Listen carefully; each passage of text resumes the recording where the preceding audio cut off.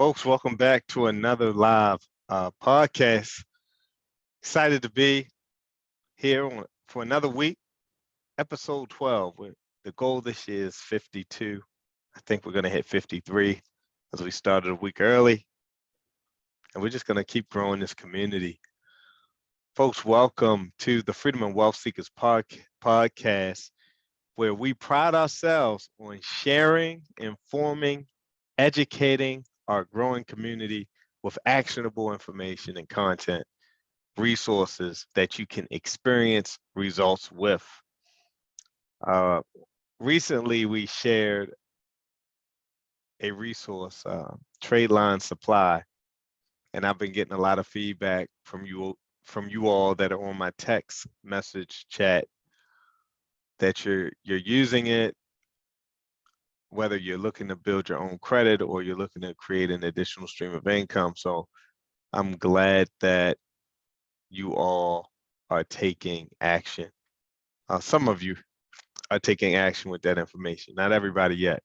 Quick disclaimer before we jump into tonight's content, remember to do your own research and that my content is intended to be used for informational and sometimes entertainment purposes only. It is very important that you do your own due diligence before making any investment based on your own personal and current financial circumstances, and you should research and verify anything that I say and also consult with a licensed professional. So we are going to get the ball rolling here. And you've all seen the headlines. I'm pretty sure most of you have seen the headlines on social media. It's making a lot of noise. The Wells Fargo controversy. People are actually closing accounts with Wells Fargo. I definitely want to talk about that. We're going to talk about the 80-20 rule. I sent out a Mentor Monday. I sent you all a text to see how many of you watched that. I'm kind of on a roll here with producing video content on a daily basis. So I'm actually going to do a segment on the podcast tonight, Direct Mail Wednesday. And I actually have a quick announcement in regards to Direct Mail Wednesday coming up shortly here. We're going to talk about the mortgage rate and my view, and you can share your views as well in the chat or via text about this 4.7% plus mortgage 30-year mortgage rate. How is that going to affect the real estate market? I'll give you my view on it, and also crypto. I want to start talking about cryptocurrency a little more as it now relates to real estate. We had a special guest come on and talk about how she and her business partners were the first real estate investors to sell a property via cryptocurrency. And I'm looking forward to following up with her soon to see what's new since we've had our discussion on the Freedom and Wealth Seekers podcast. So all of our Freedom and Wealth Seekers, again, it's a blessing to be with you all this evening. It's always a pleasure.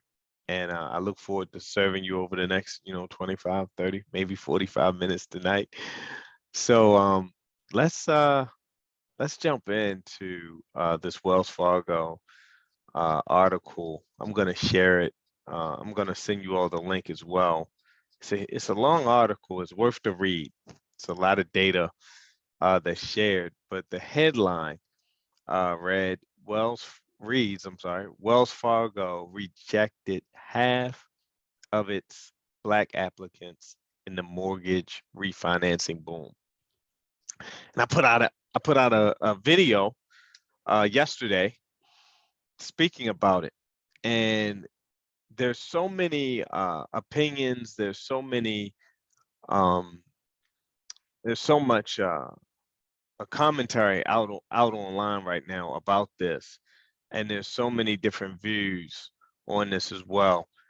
My view is going to be different than a lot of yours, and that's just from my experience, business experience, and also personal experience.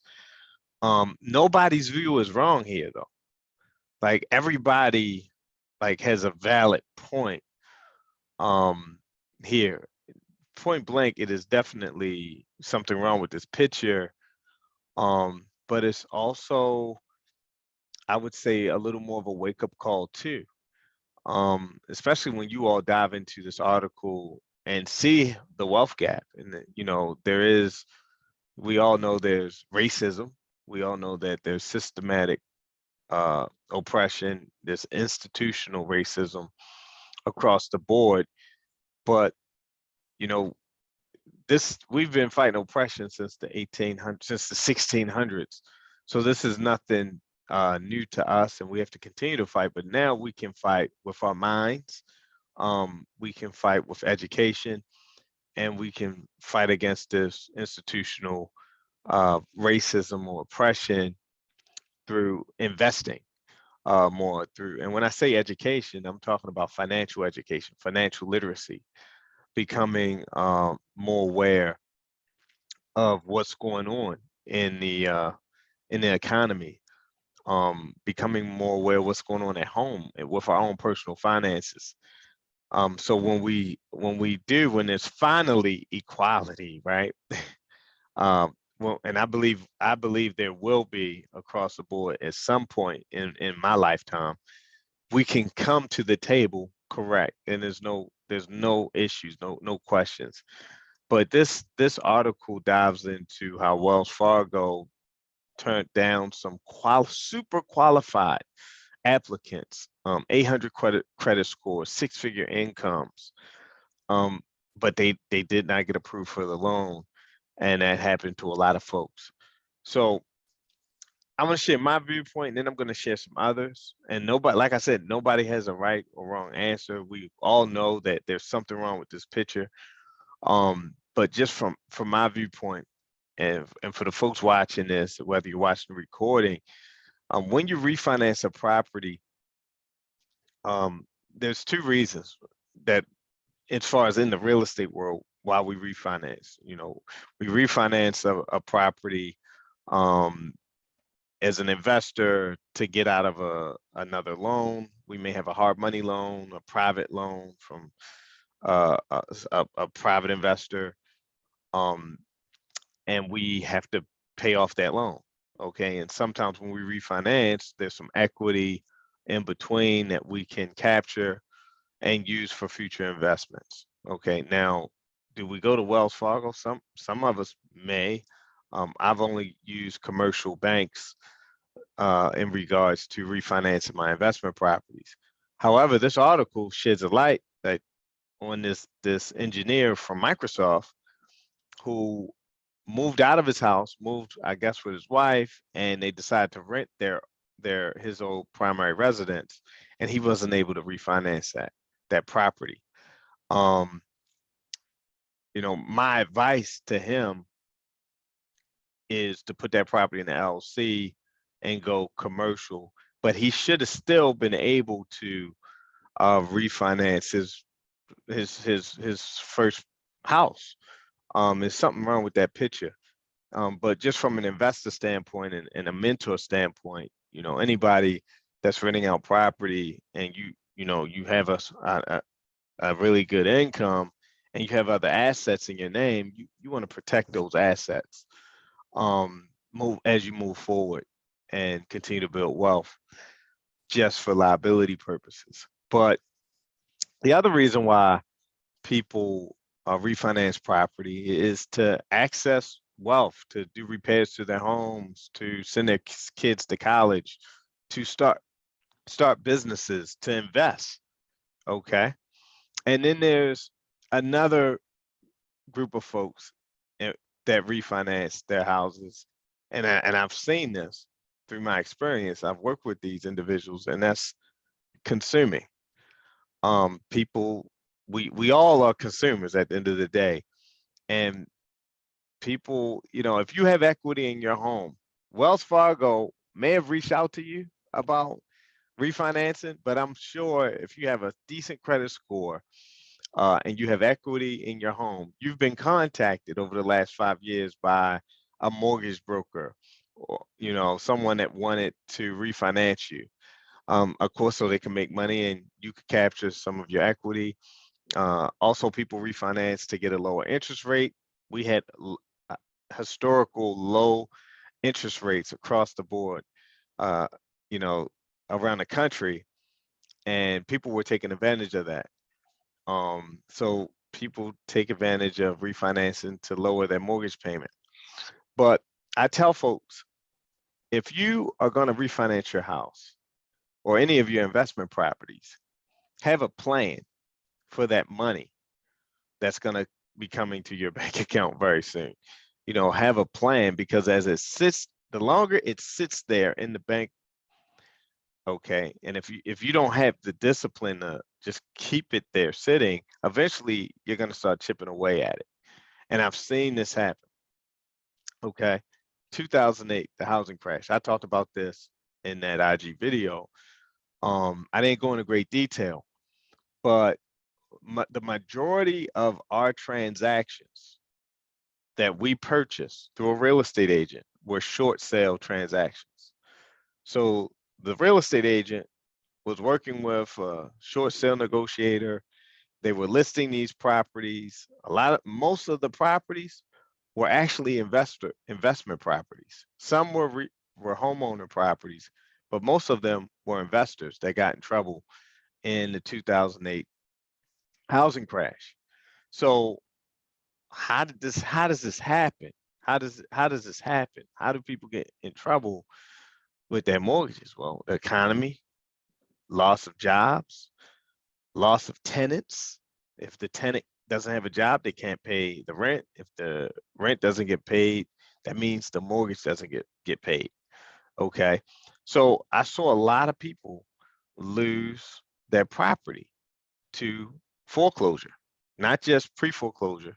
Some people were able to avoid foreclosure by short selling their property, but a lot of folks had to go through the whole foreclosure process. And this was nationwide. The state of Maryland, I believe it was top five.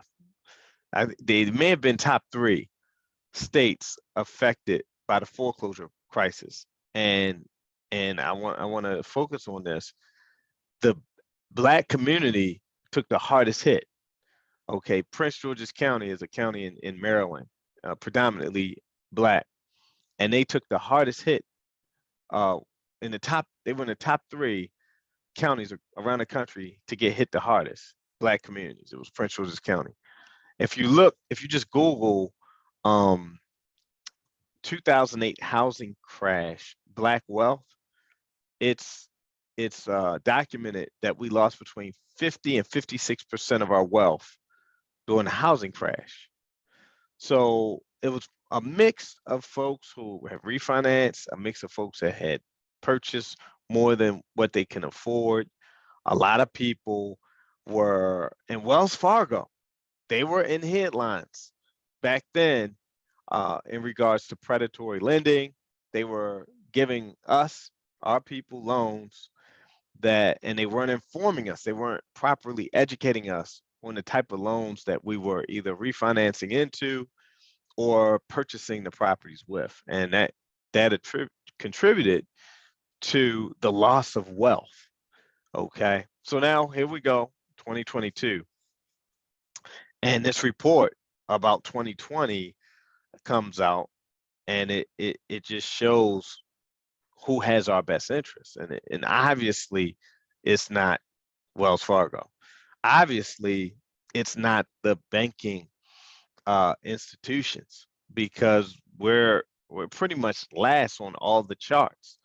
But I look at it as motivation, and I'm not going to repeat myself because we got a lot of information to go through tonight. But I look at it as motivation. Like, maybe we need to bank with our own banks. There's some Black-owned banks around. You need to explore those options. That's what I recommend. And also diversifying in other asset classes. So I'm going to share my screen, and I'm actually going to talk about one thing that I noticed in this article.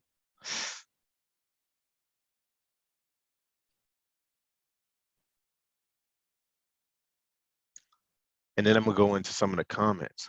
I see folks sending me comments on Zoom. Let me see if I can move this over here. Okay, so this is the article. I'll put this in the chat so you can read it at your leisure. But this basically talks about the gentleman, Maurice Richard, that tried to refinance his house in Atlanta. But I'm gonna slide down here to something that stood out to me that I wanted to share with you all. Also touched JP Morgan Chase, the largest US bank by assets, accepted 81% of refinancing applications for Black homeowners in 2020 compared to 90% for whites. So if you've been following me for the last 4 or 5 years, I've talked about JP Morgan Chase and how they participate in local government foreclosures. Wells Fargo as well. Let's see where this is.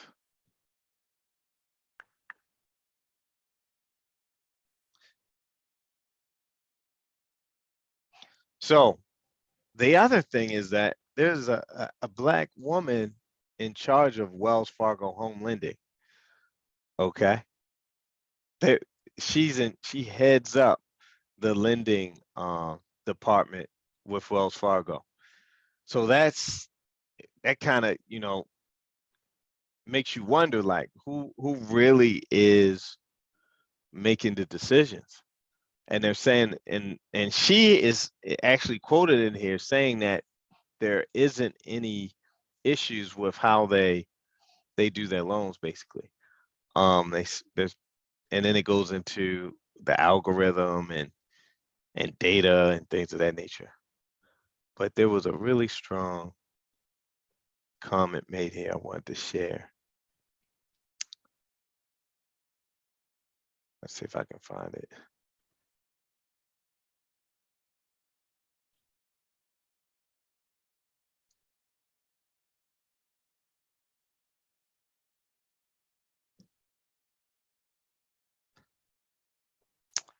Man,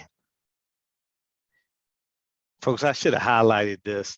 I highlighted the headline, but I'm gonna come back to this. I'll probably do a video in reference to the person that was interviewed here. But I'm gonna put this in chat, and before we jump off of this, because I definitely want to go into the comments. If we have time, I'm gonna come back to this. I'm also going to share the article with you all.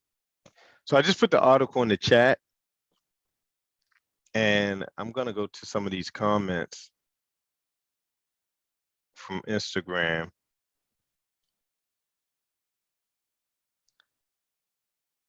Some really good comments here. So I'll start with the first.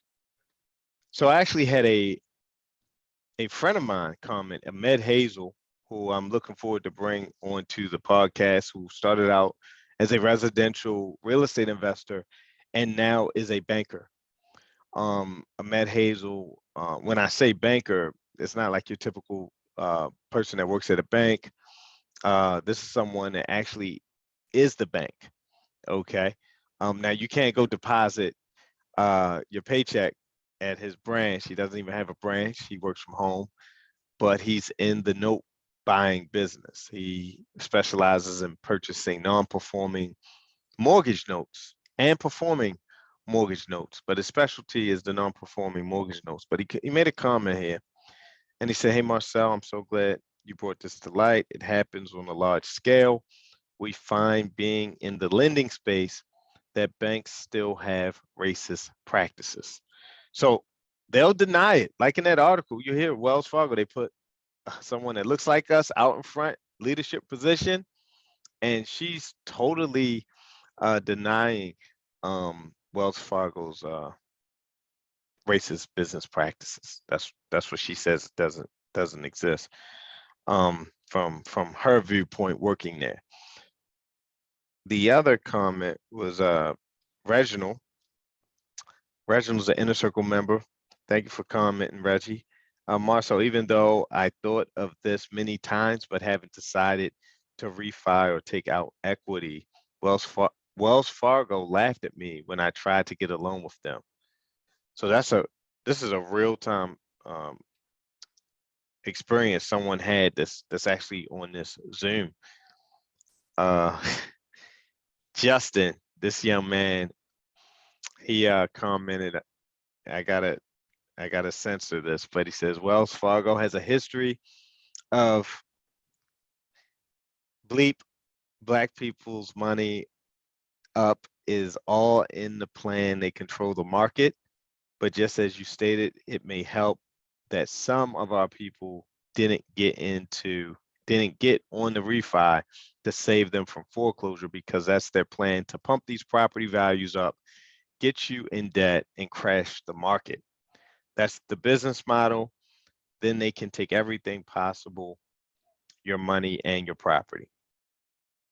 Those are facts. This is a young guy, probably 23 years old, in his 20s. There's a movie called The Big Short. If you haven't watched it, it's a true story based on true events, and it's about the 2008 mortgage crisis.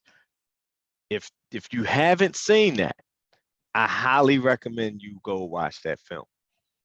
Just like last year, I said, go watch The Banker. And if you haven't seen The Banker, go watch that as well. Okay, that's another comment. And I totally agree. Nathan Gorham, this was one of my first mentors in business before real estate. And Nathan is actually in real estate in my local market. He says, Black people are getting shafted on every aspect of what really is our most readily available entry point into wealth creation here. Steered into less desirable neighborhoods with overpriced debt, undervalued properties, and discriminatory practices throughout the process. All of these weren't cash out refis. Some of these would have put Black folks in more affordable loans with lower debt service and more in their monthly budget to live off of. So if a bust does occur, at least they can afford to pay their mortgage during the downturn. This is a huge statement, Nathan shared. Nathan, if you're watching this, thank you for commenting. And going back to the video that I posted, I actually posted a second video I shot that day of a property tour, and I talked about affordable housing. And I can't say I would have operated my business the way I do today 20 years ago, 15 years ago. I was all about making as much as I can. However, with the information being readily available, reading articles like this, and seeing what's really taking place on the ground floor in our communities, in our neighborhoods, Nathan made a point. He said, overpriced debt. Okay, so as a real estate investor, we're here to make money, but we also have to operate with a moral compass. Okay, from the way you renovate houses to if you're wholesaling, who you're selling your properties to. Like I'm at a point in my career, 8 years ago, one of the biggest investors in my market, I decided not to sell properties to anymore because his end product was really crappy. And he was selling, what I mean by that, he was renovating the houses, selling the houses to mostly single Black moms, and they were lemons. You would drive past the house after they sold, and the homeowner's now putting a roof on the house a couple of months later. There are flooding issues in the basements. He was really, and he wasn't from my city.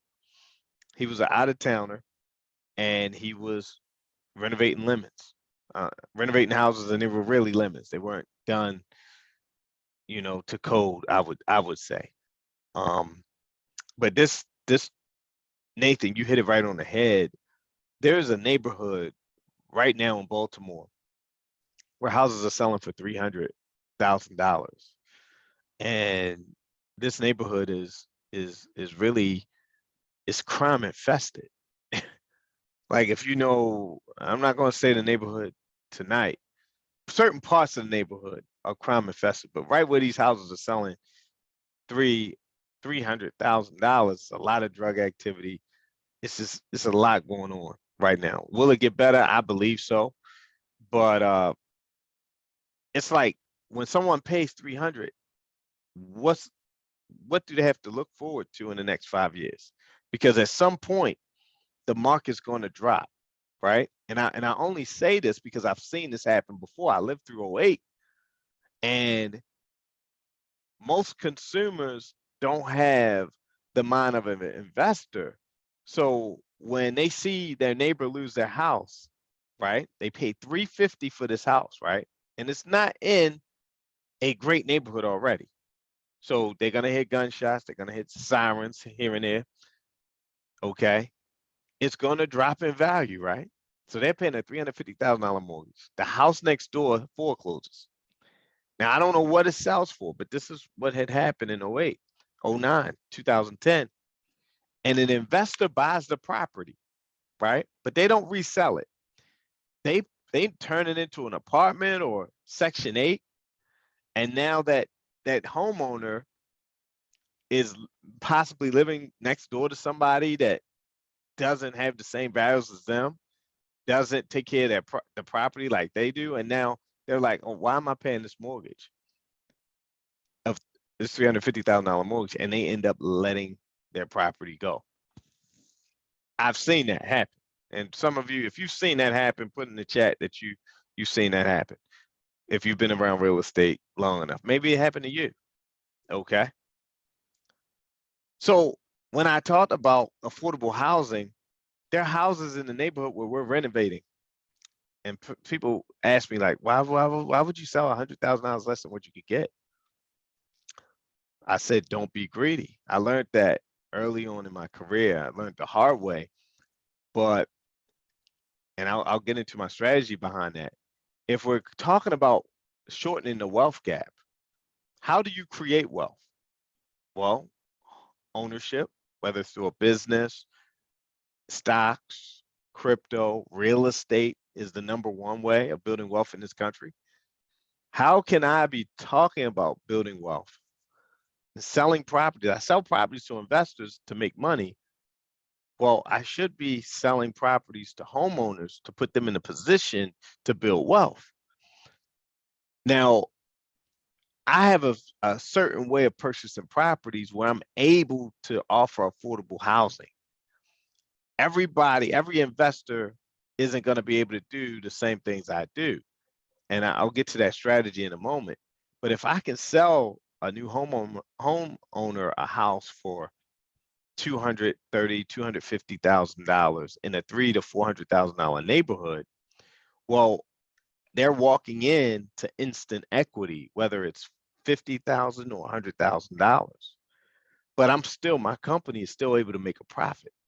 And the reason why we're able to make a profit is because we don't buy from the MLS listed properties. We don't buy from any auction brokers right now. It's not the time to do that. If we did that, we wouldn't be able to offer affordable housing. Okay. And the crazy thing is, one day when this house sells that I'm gonna offer at an affordable price, we're gonna compare my property to the properties that are selling for 300,000 to 400,000, and my properties amenities blow the $300,000 to $400,000 properties out of the water. It's just a total, it's a total different look, style. The only benefit I think the $300,000 and $400,000 properties have, I believe the homeowners get a tax credit, and there's a special lending program in place for them, but they're buying a house with no equity at the top of a real estate market. Okay, so that's the thing, and it's another strategy behind that is when I can offer a property in a neighborhood where there's 50 to 100 plus $1,000 in equity. Well, that's now a marketing uh, strategy. Okay. Now my real estate agent can say, hey, buy this home with up to $100,000 of equity. That's going to get eyes on that listing. The other thing is it rolls right into my next topic tonight, and this interest rate. A lot of you have, I mean, this is news, financial news all day. You're hearing about the Fed increasing interest rate, mortgage rates are going up. Last couple of hours, they've gone up to 4.7%. What does that do to the market? It may cause a little fear. Homeowners may not be as aggressive. And I can't speak for the entire nation. Okay. I can only speak to my marketplace, and I can only speak from my strategy, my experience. But when I see the interest rate going up, I know a smart investor knows that they have to price their properties right. Okay. So that's another reason why. And I price my properties lower than what's on what the competition is at, because I know I'm not just competing against the competition, I'm also competing against the interest rate too. Because the higher the interest rate goes, the smaller the market can become in certain cities, in certain areas. It all depends on the demand. Okay. But I want to make sure my products sell. And I got to look, as a smart investor, we got to look at the interest rate, we got to look at the comparables, and we have to look at, the competition in regards to, in my case, those $300,000 to $400,000 homes. As a home builder doing those properties. Okay. I'm a residential rehabber, and we are pretty much trying to stay in line with the other residential rehabbers I mentioned. There were some guys in that neighborhood that grew up in that neighborhood, and I just followed their rehabs. They put fireplaces in their living rooms. They put hardwood floors throughout. They put crown moldings and tray ceilings. They put multiple bathrooms in the house. Each bedroom had a bathroom. So I just followed what they did, and we're having success with that business model. So it's okay. I mentioned it's okay to copy others when you're investing in real estate. Don't try to recreate the wheel. Now, I don't know if I shared this. The reason why I'm able to offer affordable housing is because I'm buying low, and I'm going direct to property owner, or I'm getting them through local government foreclosure, pennies on the dollar. So that's how, like, you got to put some work in. Like, you just can't say, I'm going to get in real estate, I'm going to call a real estate agent, and I'm going to buy a house, and I'm going to fix it up, and I'm going to sell it, and I'm going to offer affordable housing.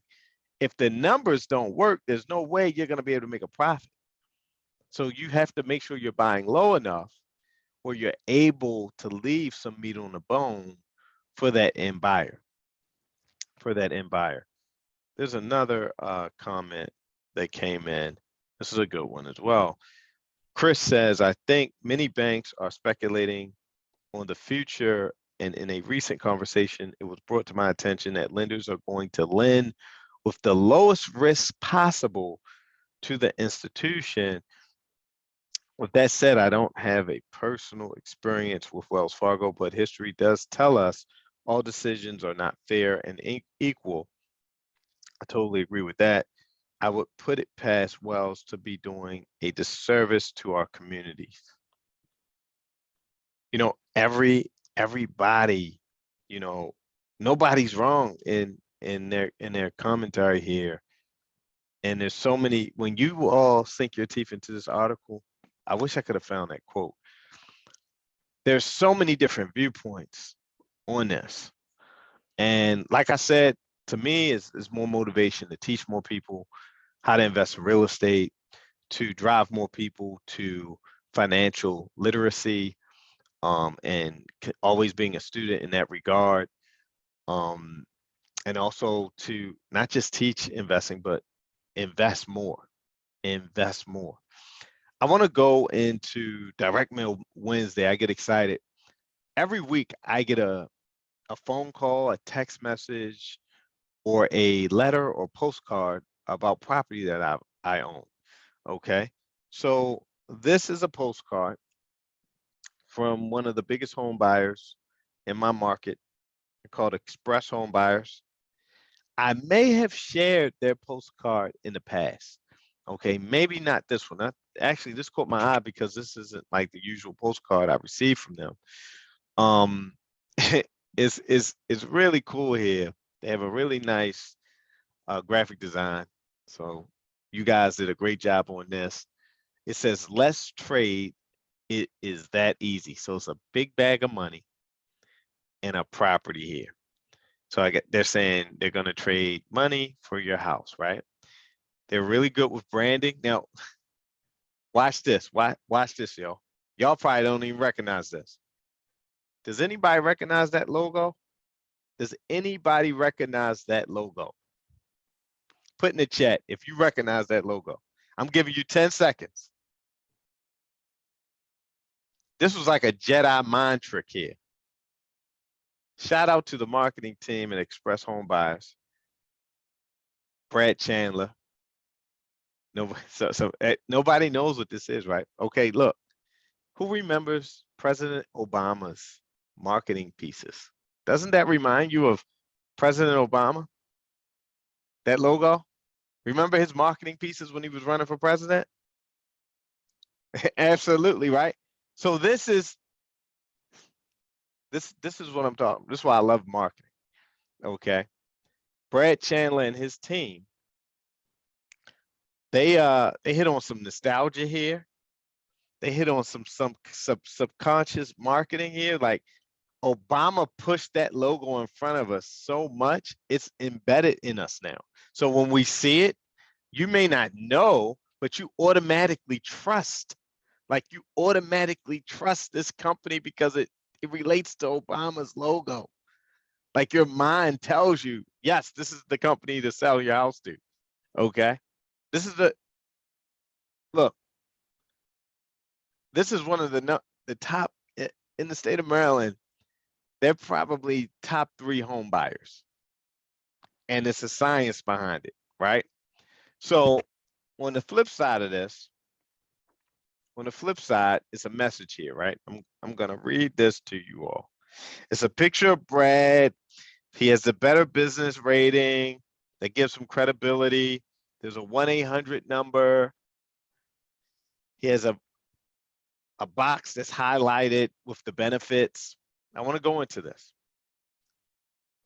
This is great psychology that he uses in here. He's jumping right into the mind of the reader. He says, imagine the feeling of freedom. That's a benefit. Imagine the feeling of freedom that comes with having a pile of cash in your bank account. Look at how this direct mail piece speaks to the words. So the front, bag of cash. The back of the postcard reads pile of cash. So he's using imagery. Okay, he's telling you to imagine, and he's telling you to picture a bag of cash in a pile of cash. That looks like a pile of cash to me in your bank account. So for all my marketers out there, right? He's actually using like trial closes in this post. Like he's closing you before you even pick up the phone. Okay, he shows you money. They talk about the money appearing in your bank account in regards to it's a pile just like this. And then he gives you a direct call to action. As soon as he tells you, a pile of cash in your bank account. He says, call the number below today and let us buy your house cash. Now, this is the beautiful thing about marketing in this direct mail piece. You all can take this and put it in letters. Like, this isn't copyrighted. This is an advertisement, okay? You can take his exact words and you can use them on your own direct mail piece, okay? You can put your personality in it, but I wouldn't change it because this is a multi-million-dollar operation here. And if this works, why recreate the wheel? Okay. And one of the things I teach my students, hey, you don't have to market in Baltimore, Maryland. You don't have to market in Washington, D.C. You don't have to market in Houston, Texas. You can market all over the country. Like, postcards like this work everywhere. Messaging like this works everywhere. They call it copywriting. Okay. Now he goes into the benefits. I laugh. Wait till y'all hear this. We offer white glove service through the entire process. So you can take that in different ways, right? When you think about white glove, you think about somebody serving you.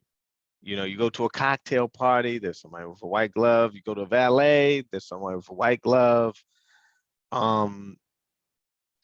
It depends.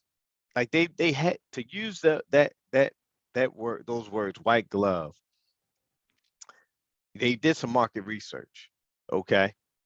When you think of white gloves, you think of doctors. Like, you think of service. Okay. I believe in funeral services, do they use white gloves? I can't recall. Okay. But he says we offer white glove service throughout the entire process. We buy your house exactly as is, no matter what condition the property is in. You don't have to make any repairs. You don't have to deal with agents. You don't have to clean up the property. We even buy houses with tenants. Sell your house to us today and get a peace of mind and money in your pocket tomorrow. So he ends with what he began with. We trade piles of cash for money, pile of cash in your bank account, money in your pocket tomorrow. So he talks about money 4 times, maybe 5 times, because I forgot the sentence in the middle here. 4 to 5 times he's talking about cash. All right, this is an excellent direct mail piece. The white glove service is working for him. I wouldn't have used that terminology, but it's definitely in. Look at the postcard. It's white. This could be some. This is a Jedi mind trick. Look at the guy on the postcard. He's a white guy. Okay. White glove service. Is that the reason? It doesn't say black glove. Okay. Hey, everything is perspective. Is definitely converting this mail piece. I'm definitely gonna swipe some stuff off of here. I'm gonna do some research on white glove to find out why this multi-million-dollar operation used that word in their marketing. It's definitely some type of trigger word. And I recommend you all rewatch this podcast and write down the messaging here. It also stated no commissions, no repairs, no fees, no cleanup, no agents, no hassle. He basically reiterated everything he said here. Okay. What do I rate this postcard? I give it 2 thumbs up. I always rate the mail pieces. So next week we're gonna look at another mail piece, and it may have a different rating. But that was an excellent postcard. And what you'll see here I wanna drive this home too. And I see the mistake that a lot of people make. There is no website on this postcard. He is not trying to confuse the prospect. It's one call to action. So 188 number. So 188 number. No website. Now, now do people go Google? Yes. And when you Google, guess what? The messaging is going to be very similar. It's going to be uniform.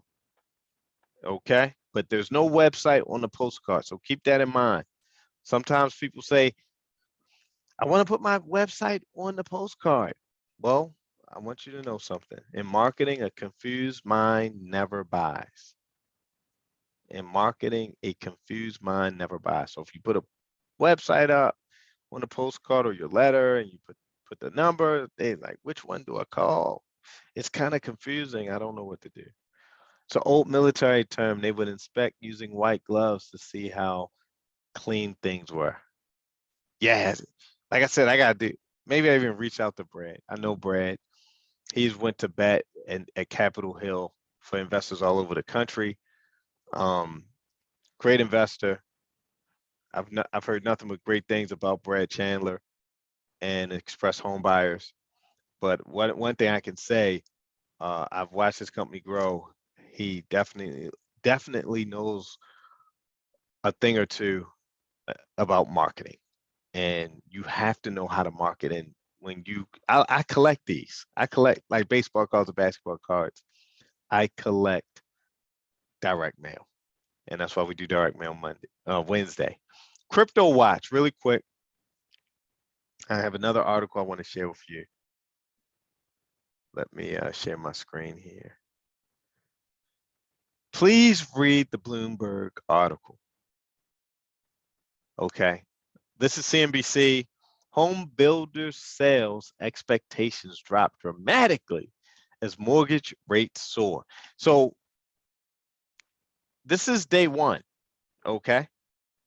This came out today. This article came out today. There's no reason to panic yet.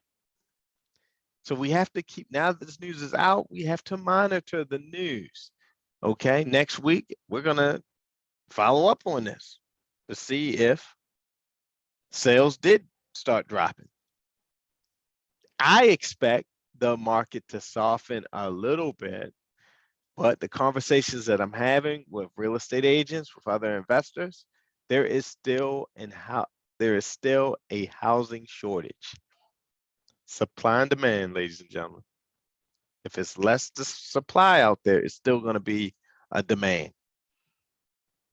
It's still going to be a demand. I'll go into more of that next week, but it could soften up the market, meaning houses that were selling in 7 or 14 days are now taking 30 days to sell. Houses that were selling in 30 days are now taking 60 to 90 days to sell. Okay, that's why you have to know how to price your properties, but more importantly, you have to know how to acquire them low enough so you can price them competitively so you won't be sitting on properties because you need a certain price to pay off the debt. Okay, there's a lot of investors that get over leveraged. I think that's going to be the topic for Case Study Tuesday next week, being over leveraged. Okay, quick crypto watch and resource. I'm going to put this link in the chat as well.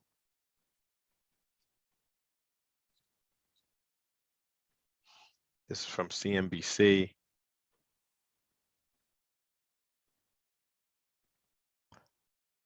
This is a site I use to track cryptocurrency, the price of cryptocurrency. It's called CoinGecko. Really good resource. Look at what pops up. Trade line supply. I think they cookied me. But trade line supply, great resource if you're looking to build your credit back up or looking to create another stream of income. I just put both links in the chat. But let's just start tracking. I know some of you are already investing in cryptocurrency. Bitcoin is the mother of all crypto. Bitcoin is at $41,000. In the last 7 days, it's up 6.3%. Last 7 days, did your checking account go up or savings account go up in Wells Fargo 6.3%? No, it didn't. But Bitcoin did. So do your research, folks. Do your research. Cryptocurrency is an asset class. Bitcoin in 2009 was a penny, and now it's $41,000. If I had known about it in 2009 and it was a penny, y'all wouldn't even know me today. But the reason why I'm here. But again, 41,000. Bitcoin was down, I think a month ago it was like 31. So it's just look at it like an asset that goes up and down. It's very volatile. But it's definitely, in my eyes, what I'm doing is I'm doing real estate and I'm investing in cryptocurrency. Not telling you to do it, but I'm telling you, just like I'm not telling you to get in real estate. I'm educating you, but I recommend that you educate yourself and you think about investing in real estate, cryptocurrency, and in stocks. Okay, we have to own businesses outside of our jobs. You gotta have your job. You gotta own it, your own business on the side, home-based business, whatever. Own a business, own real estate, have a stock portfolio, and have a cryptocurrency portfolio. So let's revisit this next week. Right now, Bitcoin is at 41,000. Ethereum is at 2,700. Let's see where it is on Wednesday of next week. So, folks, this was great. I appreciate all the feedback in the chat. I hear Amazon stock is going to split. Yes, that's a huge opportunity for folks. And I want you to understand something. Amazon, I learned from the greatest investor in the world that I know of, the guy Ian Dunlap, uh, that's on the Earn Your Leisure Market Mondays. He always talks about his top 5 types of investments. I recommend you Google him, Ian Dunlap. I mean, he gives free information. Like he tells you what he's investing in and what others are investing in, and he hasn't been wrong. I hear Amazon. Yeah, Amazon is going to split. That is definitely something I'm going to be looking to buy more into. How many of you use Amazon? Why not own a piece of the company? And remember, ownership. They talk about that in Bloomberg in that article. We have to own more. Absolutely. Oh, I couldn't do a control F. I forgot her name. But I'm gonna chat about it in the I'll do a video about this and we'll talk about it next week as well. Yeah, there are thousands of lawsuits against the banks. Yep. All right, folks. Let's see. Somebody just put a message in. The 80-20 rule. I forgot. I got to talk about that. So I did a video earlier this week, Mentor Monday, the 80-20 rule. And that some folks wanted some clarity on that. So in the real estate coaching world, this has been a saying since I started coaching folks in 2007, that 80% of the people that you teach will like the information, will love the information, will even learn the information, but only 20% of the people will take action with the information and build on the information. You really have to ask yourself, a tough question about investing in real estate is you can learn all this A to Z, but if you don't make an offer, if you don't pick up the phone, if you don't send out a direct mail piece, nothing's going to happen. Okay? Nothing's going to happen. So it's a mindset shift, and there's a lot of things going on in your mind. You doubt yourself. You think about competition in the marketplace. Like some people may say, "Oh, I gotta compete against express home buyers." No, don't think like that. That's a place of scarcity and not abundance. Like you have to believe first that you can do this, but then once you believe, once you have that vision that you see yourself actually investing in real estate, now you have to get up every single day and execute. We don't lack information nowadays, folks. Like information is at your fingertips. It's here on Wednesday night. Okay. We don't lack information. We lack action. We lack execution. So we have to execute at a higher level. We have to execute. That's why I sent out the text. Hey, how many of you watched the video? It was 3 minutes. Just small things. Okay, small things. Read the article. Become more knowledgeable. Because when we become more knowledgeable, we can now operate in a marketplace from a place of authority, of knowledge. Okay, we can navigate through things differently than we would or could if we didn't have the knowledge. So take action with the information and execute. So folks, I'm gonna end here. I look forward to seeing you next week, and more importantly, seeing you at the closing table. Seeing you at the closing table. Congrats to our Inner Circle members that are right in the middle of that process of acquiring their first tax sale certificates. Also, congrats to our Inner Circle members that are going through the foreclosure process with your local government foreclosure tax sale certificates. So folks, I'm gonna leave you there. Take care. God bless. Talk to you soon. Bye-bye.